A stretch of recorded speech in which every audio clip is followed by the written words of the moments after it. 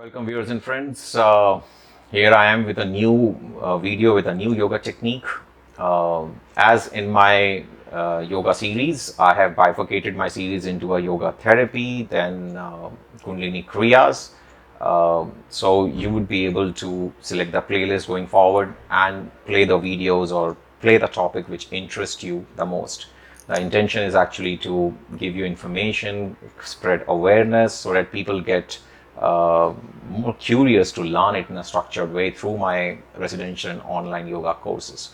But also people can benefit when I give demonstrations, which I won't be doing it for now at least, because I personally feel that demonstrating certain kriyas can definitely go wrong for the beginners, because they will start imitating, they will start taking the instructions, and I am not present in front of them, so I won't be able to help them. But there will be certain techniques which are safe, are quite for the beginners, and I would definitely give elaborate demonstrations in my upcoming videos whenever possible. So let's start today's topic, which is Nadi Shodhana Pranayama, which is also known as the alternative nostril breathing. Well, Nadi refers to the energy channels, and we have almost 72,000 nadis in our psychic body, or the pranic body, known as pranamaya kosha. And basically, Nadi, as I said, Nadi refers energy channels. But what is Shodhana? Shodhana means purification. So in Nadi Shodhana Pranayama, the goal is basically to purify and cleanse all the nadis. And how many nadis we have? Almost 72,000 nadis are there, which are nothing but energy channels. Whatever prana you get in different parts of your body, your different organ systems are functioning, giving you the pranic surge in those organs so that you can survive as an individual as a whole, is because of these nadis through which energy flows. So it's very important to keep them clean, and it's very important to remove the blockages from these nadis. And this practice today, which I'm going to demonstrate, is all about cleansing your nadis, and in the process you're going to achieve an optimum health. The practice involves alternate nostril breathing with the use of thumb and the ring finger. And what you do is basically you close the alternate nostril and let the air to go in, and then you close the same nostril from where you inhaled, and open the other nostril for the exhalation, and then you repeat it in alternate way. You can see in this demonstration that how smoothly you can actually keep doing it, and after a few days you get so accustomed and used to that it would be like a natural flow for you. You don't have to think that I'm closing left or I'm opening right or vice versa. It just happens. So practice makes the man perfect, as they say. Well, let me start with the benefits of Nadi Shodhana Pranayama. It balances the nervous system. Nadi Shodhana is believed to balance the two hemispheres of the brain and the autonomic nervous system, providing overall nervous system harmony. The second is the stress reduction.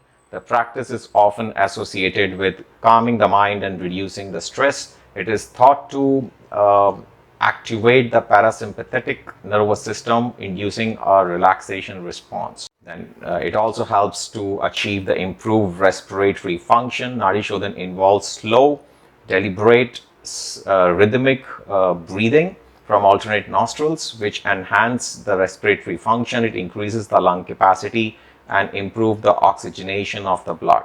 Enhance focus and the concentration. The alternating breath pattern actually is said to synchronize the left and the right hemisphere of the brain, but also balance the two principal nadis, as we teach in Kundalini Yoga, known as Ida and Pingla. Thus, it provides mental clarity, focus, and concentration. Another benefit of alternate nostril breathing is purification of energy channels, or the nadis. As I mentioned when I started, that Nadi Shodhana itself implies the purification of the nadis on a broader level. On subtle level, you may get different benefits, as I've been mentioning, to different organ systems and organs, and thus improving the functioning of those organs. But on the broader level, it cleanses your nadis, the energy channels in the subtle body.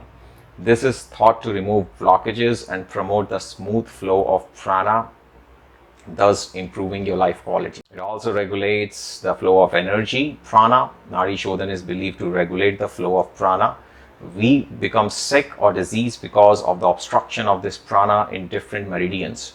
Once this flow is being restored, then the disease disappears over the period of time. It's not going to happen overnight, but with consistent practice, you would be able to get results in few months. Remove the blockages from the energy centers called chakras, which are connected to the nadis or the energy channels. Well, there are few contraindications and limitations of practicing Nadi Shodhana pranayama. If you are going through respiratory conditions and have severe conditions, in fact, then it is generally considered counterproductive. For example, if you are having COPD, or you have been a smoker, you've been smoking a lot, you have choked your lungs, or maybe you're having a severe asthma or bronchitis, then probably you should do under the guidance of an experienced yoga therapist or yoga teacher.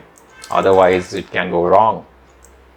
If you have undergone a recent nose surgery or injuries, then your nerves in your nose are quite sensitive, and if you do Nadi Shodhana pranayama, it may put a stress on it and it won't heal properly. It may start bleeding, and then you may also get fainting, or you feel dizzy. So avoid practicing after a recent nose or the sinus surgeries.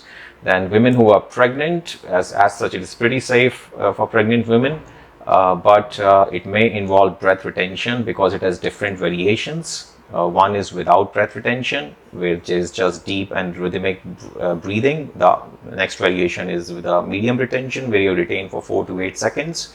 And every time after inhaling, you retain your breath, and then you exhale from the alternate nostril.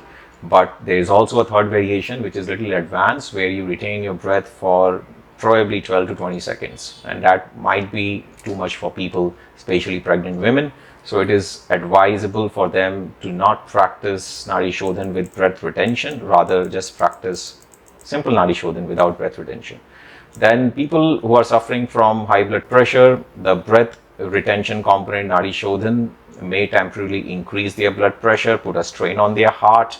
So individuals with high blood pressure should approach the practice with caution, and should definitely do it under the guidance of a yoga therapist who is present physically. There might be few psychological conditions, especially those related to breath awareness. Should approach pranayama practices mindfully if there are certain concerns. Again, it is advisable to first consult your mental health professional or trained yoga therapist, and if they approve it, then only practice Nadi Shodhana. Again, I find my moral responsibility and professional responsibility here to always end my videos with a note that with any yoga practice, it's essential to approach Nadi Shodhana pranayama with mindfulness and respect for individual conditions and differences.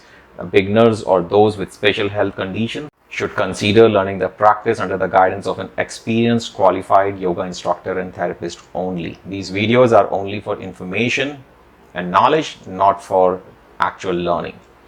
So that is basically a disclaimer I would like to give, because I give demonstrations here and then people start, I get in the comment section, then we have started practicing, and they send me videos or whatever, and then they expect me to comment on it. No, that's not the way personally I teach yoga.